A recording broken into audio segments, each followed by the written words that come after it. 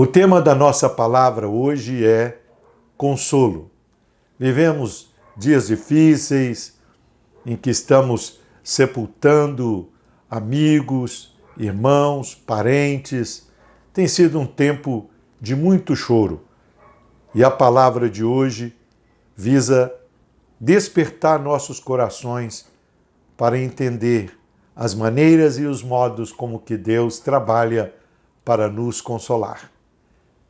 Se você ainda não é assinante do nosso canal, eu te convido a assiná-lo e incentivar a outros a fazer o mesmo também. Inscreva-se, portanto, e seja parte desse projeto. Vamos ao tema de hoje.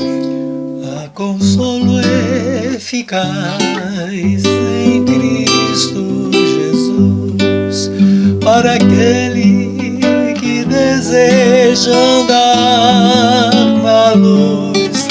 Se o buscares na hora da tribulação, Ele vem dar consolo ao teu coração. Embora conscientes da finitude da nossa existência terrena, o momento de nos rendermos a esta lei inexorável é sempre cercado de mistério e dor. Para minimizar um pouco o sofrimento causado pelo rompimento dos laços da vida, as diferentes culturas criaram algumas formas de lidar com esta fatídica sina que a todos pertence. O luto, infelizmente, não é uma experiência única, mesmo que pareça singular e seja percebida como uma experiência ímpar por ser sempre inédita. A morte, nesta pandemia, porém, ganha adjetivos superlativos, pois, inegavelmente, tem sido mais dolorosa, mais triste e cruel. Em primeiro lugar, pela forma banal como tem sido tratada. Ao perceber que a morte de um ente querido é usada como dado que serve para justificar narrativas e a interesses diversos e que é percebida como apenas mais um número destituída de qualquer sentimento de empatia, sem dúvida que os que se ressentem da dor da separação sofrem mais por entender que a sua dor não tem eco, isto é, não ecoa, não reverbera no mundo saturado de mortes. Ninguém vive e morre para si mesmo, diz a Bíblia. Segundo Dennis F. Kinlaw, ser uma pessoa é ser um receptor. Ninguém dá origem a si mesmo, nem se sustenta por suas próprias energias. Nunca nos realizamos em nós mesmos, mas em outros, conclui o escritor. O famoso poeta e pensador inglês John Donne nos adverte, abre aspas, nenhum ser humano é uma ilha, portanto, não pergunte por quem os sinos dobram, eles dobram por ti, fecha aspas. Segundo, pela sensação de que a morte poderia ser evitada.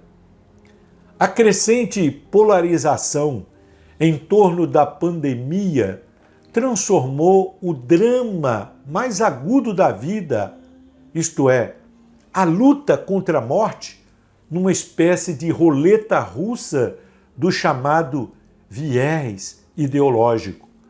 A sensação é que, dependendo do pensamento ideológico, o protocolo, o tratamento, o hospital, o medicamento e até a equipe médica, o paciente poderia viver ou morrer.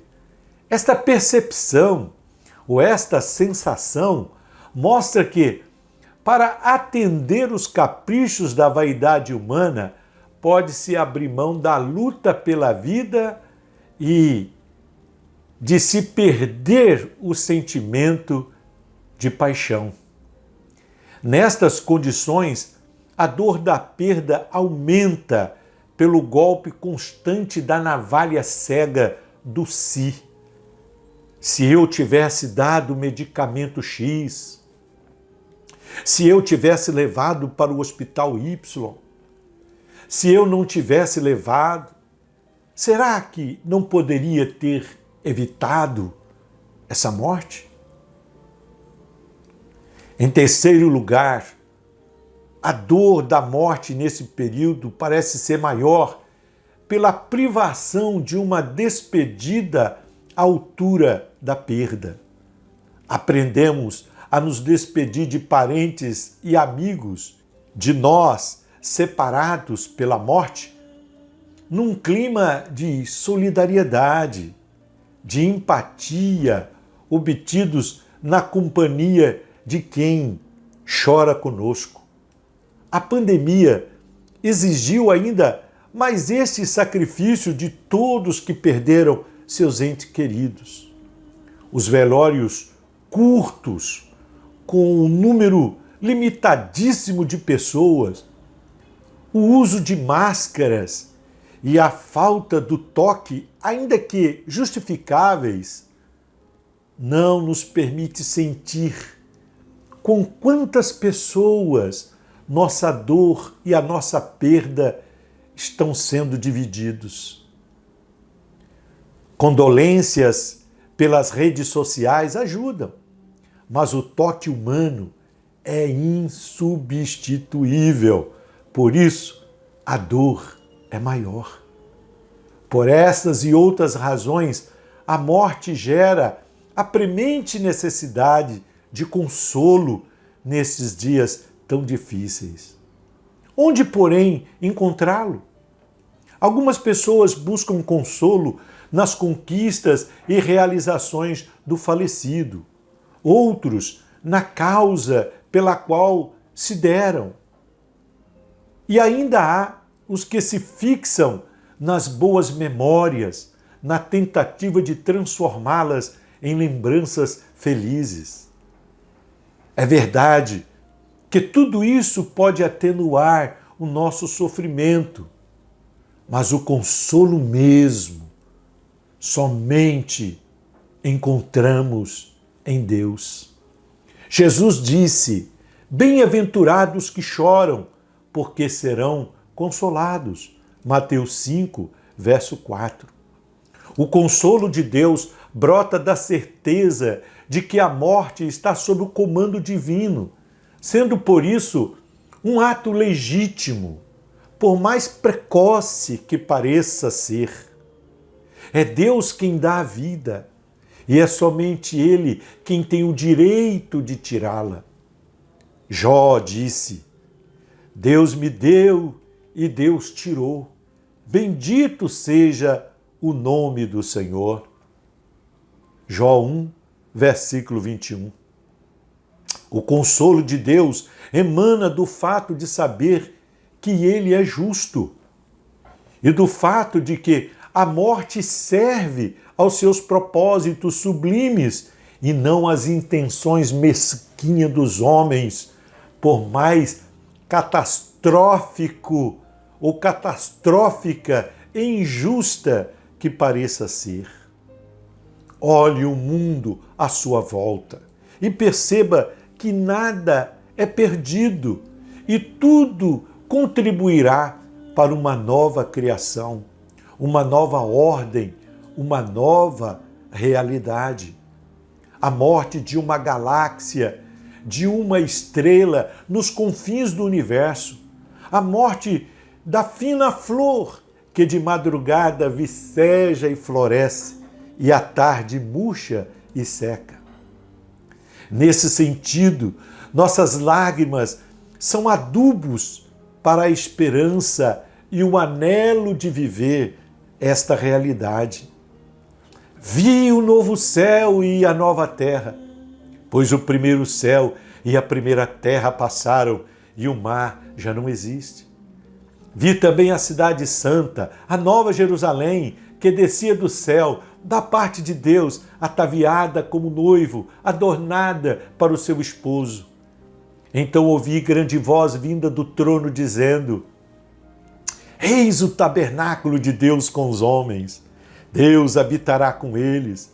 Eles serão povos de Deus, e Deus mesmo estará com eles, e lhes enxugará dos olhos toda lágrima, e a morte já não existirá, já não haverá luto, nem pranto, nem dor, porque as primeiras coisas já passaram.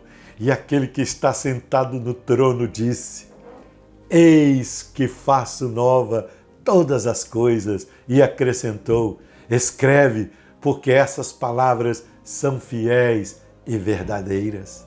Apocalipse 21, versículos de 1 a 5.